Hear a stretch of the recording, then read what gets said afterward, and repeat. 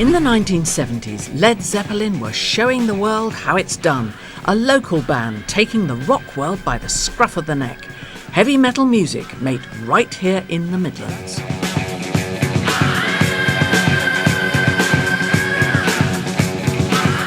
Over at BBC Birmingham, in our own style, we were trying to captivate audiences in new and exciting ways. In the late 50s, it was every girl's dream to be picked up in a Sprite, and it was every young man's dream to own and drive one. Yes, that really is me. Shocking behaviour. When I joined Midlands Today, we were in the nationwide era, when all the regions joined together for a national news magazine hour. There was something for everyone in it. I mean, for example, some of our viewers found very strange ways of raising money for charity. Anxious faces in the crowd reflected the high drama of the training session upon which so much depends.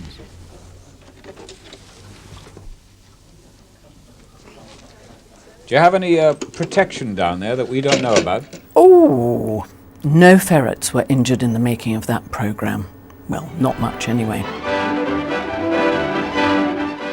Most of my career was at Pebble Mill in Birmingham, a building that became the first purpose-built broadcasting centre in the UK and a legend in its own right.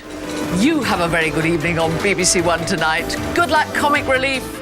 With the BBC now at the mailbox, this vast site will soon become a dental hospital and health centre of excellence. It was such an exciting place. You would meet in the corridors the film stars who were being interviewed on Pebble Mill at 1.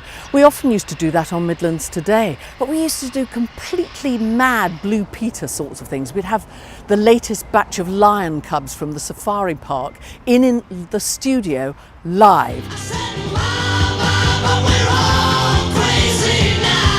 Midlands Today's reporters, producers, presenters and technicians have worked hard to cover the biggest news stories for you over the past 50 years.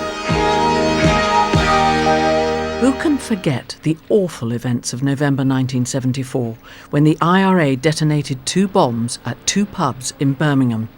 21 people died and almost 200 were injured.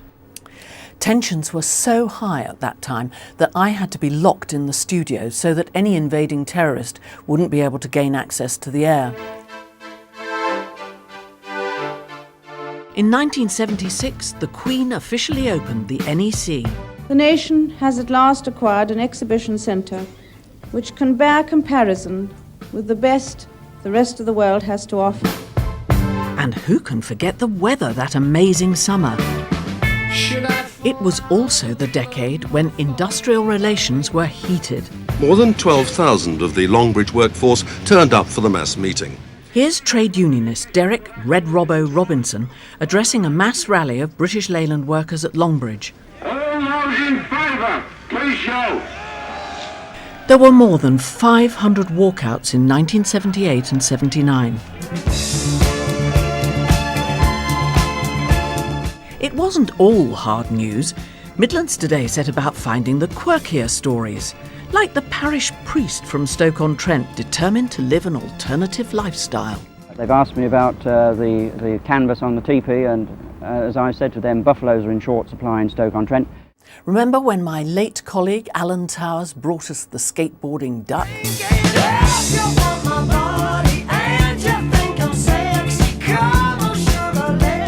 Is it really your board? Yes, well it was. What do you mean it was?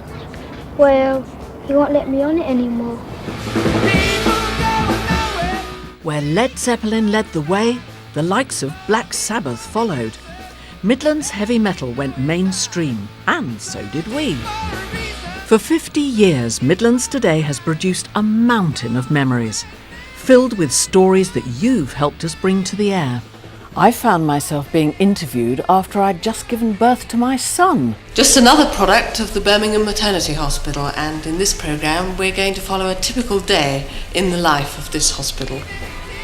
What's more, I went on to marry one of my co-presenters, Brian Conway.